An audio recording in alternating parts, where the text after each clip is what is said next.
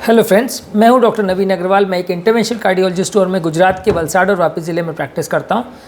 आज मैं आपके लिए लाया हूं कि इंपॉर्टेंट और clinically useful topic viability myocardium की क्या होती है, टिश्यू जिंदा है या नहीं, ये कैसे असेस किया जाता है, इसकी क्या इंपॉर्टेंस है, डिसीजन मेकिंग में इसका क्या रोल है और क्यों ज़रूरी है ये जानना कि जिस एरिया में हम ट्रीटमेंट कर रहे हैं या करना चाह रहे हैं या करने का प्लान कर रहे हैं वहाँ पे टिश्यू ज़िंदा है या नहीं, वायबल है या नहीं, वो जानने का क्या इंपॉर्टेंस है।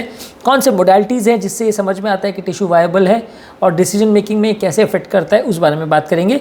ये टॉपिक आपके लिए बहुत नया और बहुत ही यूज़फुल है, इसलिए जो लोग मैं अपने ऑडियंस से रिक्वेस्ट करूंगा कि टॉपिक को एंड तक देखें ताकि आप इसका कंटेंट को समझ सकें और यूटिलाइज़ कर सकें।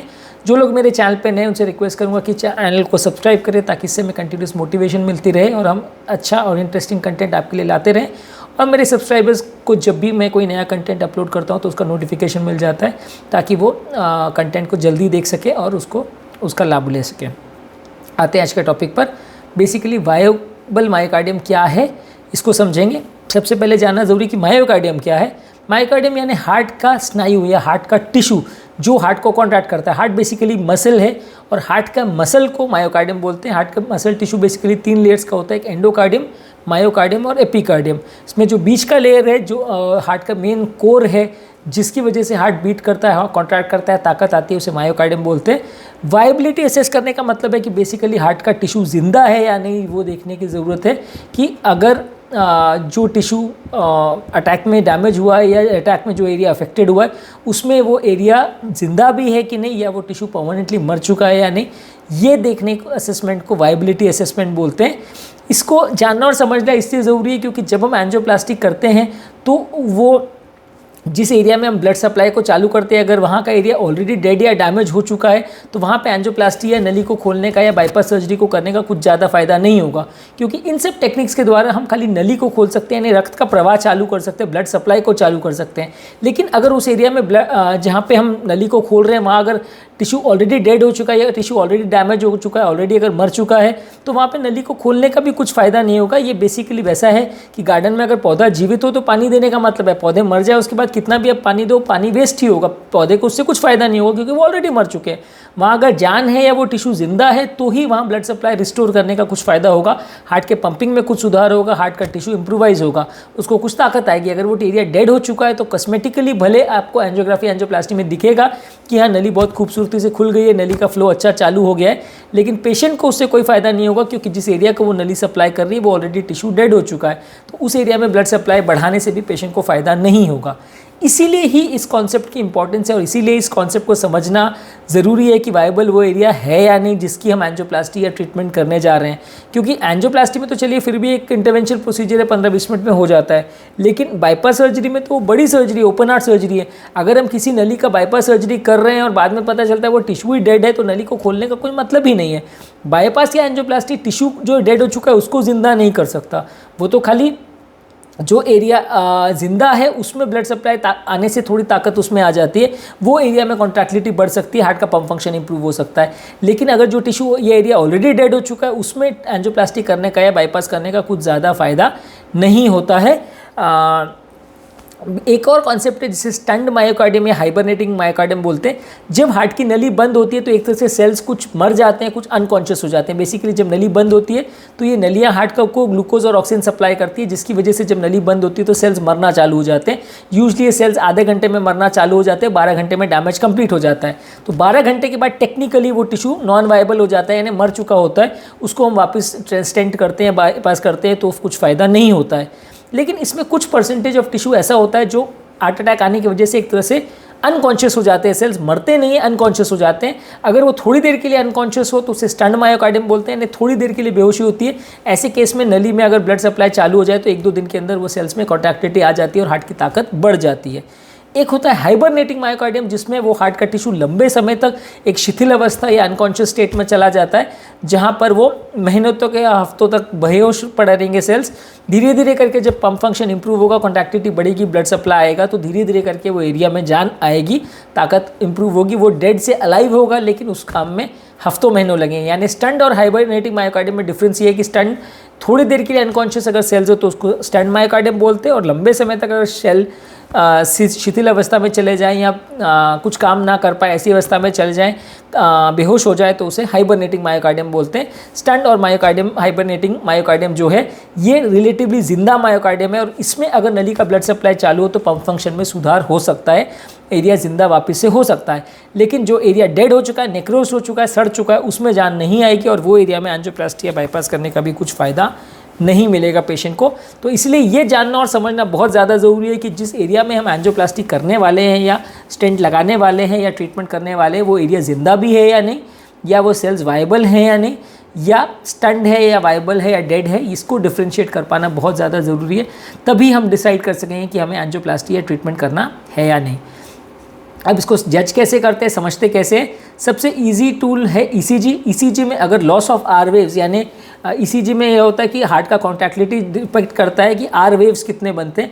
अगर ये आर वेव्स चले जाए तो एक तरह से वो शो करता है कि वो एरिया डेड हो गया क्योंकि ताकत नहीं आ रही है, इसलिए पॉजिटिव आर वेव्स नहीं आ रहे हैं। एक चीज़ ये, लेकिन सबसे क्रूड तरीका है जानने का और इसकी क्रेडिबिलिटी उतनी ज़्यादा नहीं है।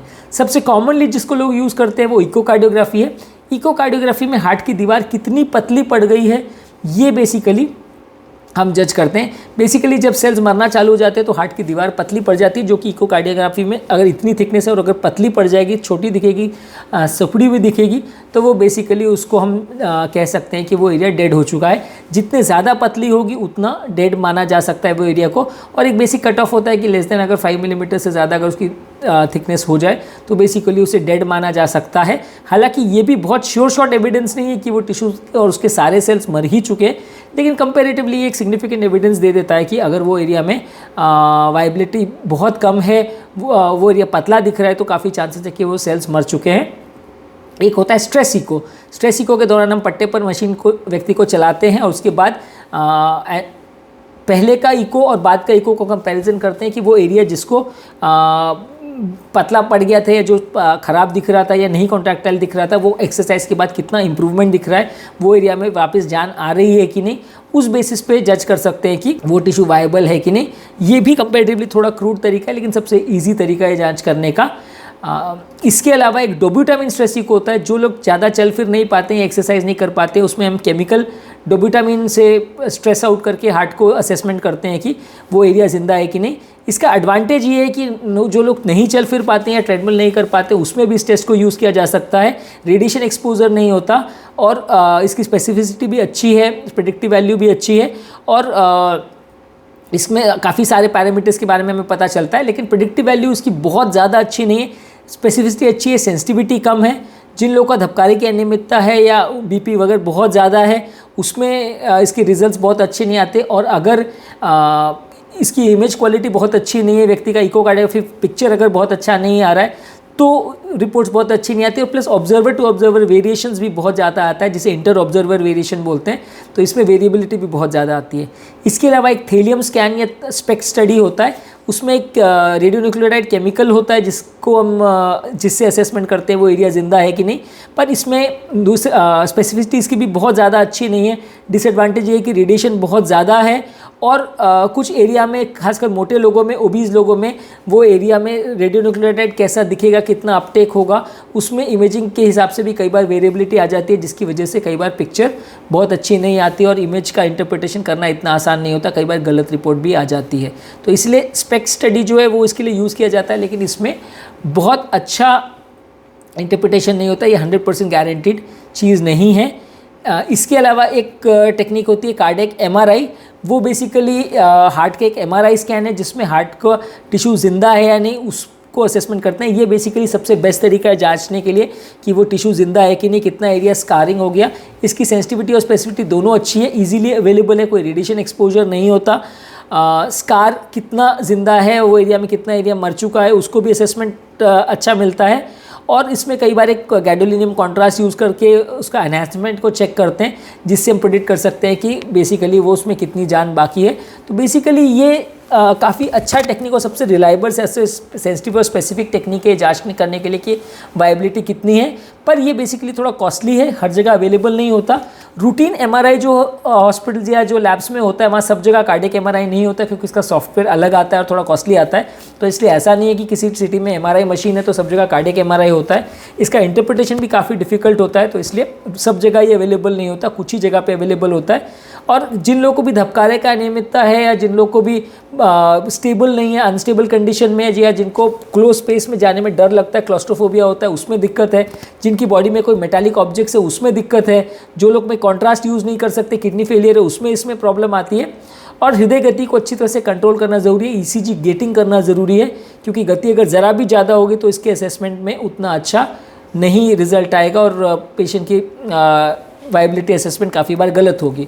इसके अलावा एक पेट स्कैन आता है, उसमें बेसिकली एक केमिकल दिया जाता है जिसको बॉडी के जो जिंदा सेल्स है उसको बेसिकली वो अब्जॉर्ब कर लेते हैं और वो सेल्स में ग्लूकोज का अपटेक है या नहीं उसको असेसमेंट करके जज करता है। ये बेसिकली पेट स्कैन ज़्यादातर कैंसर टिश्यू वगैरह में टिश्यू जिंदा है या नहीं और कौन से एरिया में कैंसर के सेल्स स्प्रेड हुए हैं, कितना किस एरिया का ग्लूकोज अपटेक है उसको असेसमेंट किया जाता है। तो कैंसर में ये बहुत ज़्यादा यूज़ किया जाने वाला टेक्निक है। हार्ट के पेशेंट्स में भी वायबिलिटी असेसमेंट करने के लिए यूज़ करते हैं, पर इसका थोड़ा कॉस्ट ज़्यादा है, रेडियोन्यूक्लियर केमिकल यूज़ होता है और अवेलेबल ये बहुत जगह नहीं होता, तो इसलिए कंपैरेटिवली सब जगह इसको यूज़ नहीं किया जाता।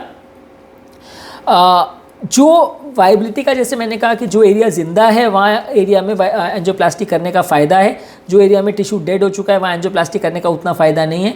कई बार वैसे पेशेंट में जहाँ मल्टीवेसल डिजीज़ होता है और एक नली का एरिया डेड हो गया है तो कई बार हम उसके बदले दूसरी नली को खोल के उसको सप्लाई करने का कोशिश करते हैं, क्योंकि कोलैटरल्स और सप्लाई या काम करने की ताकत वो एरिया पर ज़्यादा डिपेंडेंट हो जाती है जिसका वायबिलिटी अच्छा है। तो अगर एक एरिया जिसमें अटैक आ चुका और वायबिलिटी ख़त्म हो गई है उसके अलावा बाकी नलियों को अगर हम खोलते हैं तो पेशेंट के सर्वाइवल के चांसेस कंपैरेटिवली बढ़ जाते हैं। और वायबिलिटी के बेसिस पे कई बार कहाँ पे एंजियोप्लास्टी करने से फ़ायदा होगा, कहाँ नहीं होगा, ये सारी चीज़ें हम असेसमेंट कर सकते हैं।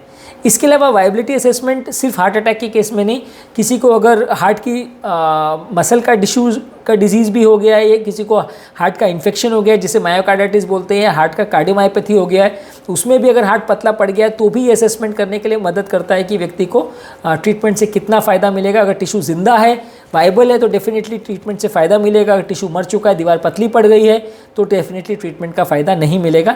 सबसे कॉमनली वायबिलिटी असेसमेंट के लिए ईसीजी को यूज़ किया जाता है और सबसे बेस्ट तरीका उसको असेसमेंट करने के लिए एमआरआई स्कैन है। बाकी स्पेक स्कैन और डोबुटामिन स्ट्रेस इको और पेट स्कैन ये सब अवेलेबल तो है, पर इनका प्रेडिक्टिव वैल्यू कंपैरेटिवली कम अच्छा है, कॉस्ट थोड़े ज़्यादा है। आज के टॉपिक में हमने बेसिकली डिस्कस किया कि वायबिलिटी टिश्यू का क्या होता है, उसका क्या इंपॉर्टेंस है, किस पेशेंट्स में इसका वैल्यू रहती है, इससे क्या इन्फॉर्मेशन मिलती है और क्यों एंजियोप्लास्टी से पहले वायबिलिटी असेसमेंट ज़रूरी है, क्या एक्चुअल बेनिफिट होता है इसके डिसीजन मेकिंग का, और वायबल टिश्यू हो तो ही एंजियोप्लास्टी करने का पेशेंट को फ़ायदा होता है, नहीं करने पे नुकसान होता है। ये चीज़ों को समझना ज़रूरी है। तो वायबिलिटी के कॉन्सेप्ट को हमने समझा और इसके क्या चीज़ें, कौन सी टेक्निक से इसको असेस किया जाता है उस बारे में हमने असेसमेंट की, और कौन कौन से टेक्निक्स में क्या फ़ायदे नुकसान है, क्या कॉस्ट है, उस बारे में भी हमने असेसमेंट की। जो लोग मेरे चैनल पे नए हैं उनसे मैं रिक्वेस्ट करूँगा कि मेरे चैनल को सब्सक्राइब करें, ताकि इस तरह से हमें कंटिन्यूस मोटिवेशन और इंकरेजमेंट मिलती रहती है। मेरे चैनल का बेसिक पर्पज़ ये है कि हार्ट और हेल्थ से रिलेटेड साइंटिफिकली करेक्ट और यूज़फुल इन्फॉर्मेशन हम आपके लिए इजीली एक्सेसिबल अवेलेबल करते हैं, ताकि इस तरह की इन्फॉर्मेशन को यूज़ करके आप अपने पेशेंट्स को बेटर मैनेज कर सके, उनकी बीमारी को समझ सके और उनको समझा सके, उनके इलाज में भागीदार बन सके। आपको इस तरह की इन्फॉर्मेशन के लिए अपने डॉक्टर्स और फ्रेंड्स और रिलेटिव्स पर डिपेंडेंट ना होना पड़े, क्योंकि डॉक्टर्स कई बार टाइम कंस्ट्रेंट की वजह से आधी पड़ती इन्फॉर्मेशन देते हैं और गूगल से मिली हुई इन्फॉर्मेशन या फ्रेंड्स और रिलेटिव से मिली हुई इन्फॉर्मेशन कई बार आधी सही आधी गलत होती है, जिसको फॉलो करने से कई बार फ़ायदा होने के बदले नुकसान हो जाता है। तो इसलिए मैं चाहता हूँ कि ये साइंटिफिकली करेक्ट इन्फॉर्मेशन आपके लिए अवेलेबल हो, ताकि आप उसको फॉलो कर सके और पेशेंट को बेटर मैनेज कर सके। सो दिस इज डॉक्टर नवीन अग्रवाल, और मैं आपका तहे दिल से शुक्रिया अदा करता हूँ कि आपने मेरे कंटेंट को, टॉपिक को पूरा देखा और वायबिलिटी टिश्यू का क्या होता है उसके बारे में शायद आपको अच्छी इन्फॉर्मेशन मिली होगी।